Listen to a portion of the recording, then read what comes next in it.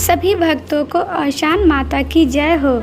चलिए हम दुख दुरिया मतलब औशान माता की कथा या कहानी सुनते हैं। एक गांव में एक सास और बहू रहती थीं। बहू अपनी सास पर बहुत गुस्सा करती थी क्योंकि सास बूढ़ी होने के कारण कोई काम नहीं कर पाती थी। सास बहू रोज़ कला करती थी। बहू हमेशा सास को ताने देकर कहती थी, अम्मा आपसे कोई काम नहीं होता, दिन भर आप घर में बेकार बैठी रहती हो। बहू के ताने सुनकर लाचार सास कोई जवाब नहीं दे पाती। एक दिन बहू ने कहा, अम्मा आप दिन भर खाली नहीं बैठी रह सकती हो, आपको घर पर कुछ काम तो करना ही पड़ेगा।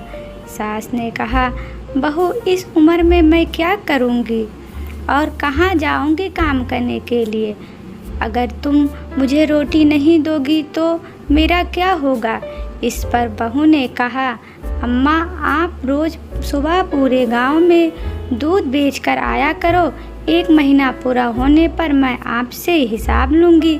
सुबह हुई तो बहू ने दूध का डब्बा भरकर सास को थमा दिया और कहा कि हे जल्दी दूध बेचकर घर आ जाना। सास घर से निकली और एक पीपल के पेड़ के नीचे बैठ गई। सोचने लगी, इस बुढ़ापे में भी क्या क्या दुख झेलना पड़ रहा है, अब कैसे मैं गली गली जाकर दूध बेचूं। इतना सोचते सोचते 2-3 घंटे बीत गए। इसके बाद सास ने मन में विचार करते हुए दूध को उसी पेड़ के नीचे डालने का निर्णय लिया। सारा दूध वहीं उड़ेल कर सास घर लौट गई। बहू ने सोचा, सास सारा दूध बेचकर आ गई, रुपए भी लिए होंगे तो कोई बात नहीं, महीने के आखिरी में हिसाब कर लूँगी। इस तरह दूध ले जाते हुए सास को 1 महीना बीत गया। अब वह दिन भी आ गया जब उसे हिसाब देना था। वह दूध लेकर गई और पेड़ के नीचे बैठकर रोने लगी कि मैं अब क्या करूं, आज बहू को हिसाब देना है दूध का, दूध तो मैंने बेचा ही नहीं है, रुपया कहाँ से लाऊंगी। वहाँ से गुजर रही औशान मैया ने बुढ़िया के रोने की आवाज़ सुनी। मैया बुढ़िया के पास पहुँची और रोने का कारण पूछा। बुढ़िया ने मैया से कहा, मेरी बहू मेरे साथ अच्छा व्यवहार नहीं करती है, मुझे कहती है कि घर में कुछ काम किया करो और रोज़ मुझे पूरे गांव के लिए दूध बेचने को दे देती है। मुझसे ठीक से चला भी नहीं जाता, घुटने दर्द करते हैं, इसलिए मैं रोज़ दूध इस पीपल के पेड़ के नीचे डाल देती हूँ और बहू से कह देती हूँ कि सारा दूध बेच लिया। आज मुझे बहू को महीने भर का दूध का हिसाब देना है, मैंने हिसाब नहीं दिया तो अब मुझे घर से निकाल देगी। औशान मैया को बुढ़िया पर दया आ गई। माता ने बुढ़िया से कहा कि आज पीपल के जितने भी सूखे पत्ते गिरे हुए हैं उन्हें अपने आंचल में भर लो और घर जाकर इन पत्तों को अपने बहू के आंचल में दे देना। बुढ़िया ने औशान मैया की बातें सुनकर आंचल में पीपल के सूखे पत्ते समेट कर अपने घर लौट गई। सास जैसे ही भरे आंचल के साथ घर पहुंची, बहू अत्यधिक खुश हुई। बहू ने पूछा, क्या बात है अम्मा, आज तो आप पूरा हिसाब लेकर आई हो, बहुत सारा पैसा रुपया लेकर आई हो। सास बोली कि हाँ बेटा, ऐसा ही समझो, तुम अपना आंचल फैलाओ, मैं तुम्हें उस आंचल में डाल दूंगी। बहू ने अपना आंचल फैला दिया, लेकिन यह क्या, उस आंचल में तो रुपए जेवरे से भरा हुआ था।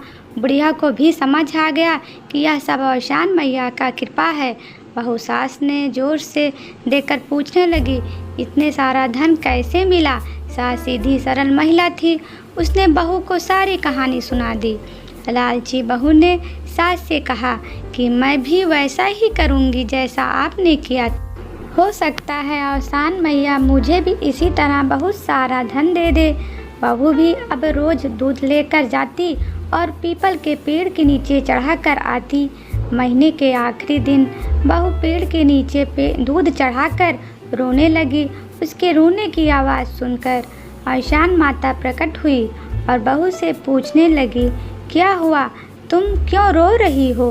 बहू ने कहा, मेरी सास मुझे बहुत परेशान करती हैं, कहती हैं दूध बेचकर रुपए लेकर आओ, तभी तुम्हें इस घर में रहने को मिलेगा। मैं तो रोज़ दूध यहाँ चढ़ा देती थी, आज मुझे सास को महीने का हिसाब देना है, इतने रुपए मैं कहाँ से लाऊं? औशान मैया ने बहू से कहा कि वह पीपल के सूखे पत्ते अपने आंचल में समेट कर ले जाए और आंगन में डाल दे। बहू ने खुशी खुशी ढेर सारे सूखे पत्ते अपने आंचल में भर लिए, लेकिन यह क्या, जैसे ही बहू ने सूखे पत्ते आंगन में डाले वे सब सांप बिच्छू में बदल गए और उसे काटने दौड़ पड़े। घबराकर वह औशान माता के पास गई तो मैया ने कहा कि तूने अपनी बूढ़ी सास के साथ बहुत गलत व्यवहार किया है, उसे तूने 2 रोटी के लिए भी तरसा दिए, तुम्हें इसी कारण यह दुख प्राप्त हुआ है, इसलिए तेरे साथ यह घटना हुई है। बहू औशान माता के चरणों में गिरकर माफ़ी मांगने लगी। माँ को भी दया आ गई और उन्होंने बहू को क्षमा कर दिया।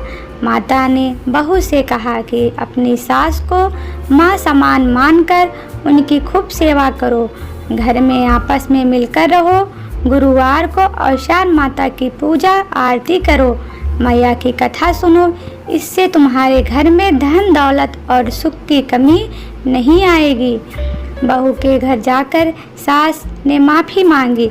इसके बाद दोनों खुशी खुशी घर में रहने लगे। गुरुवार को उन्होंने पूरे विधि विधान से माता का आवाहन कर उनकी पूजा की।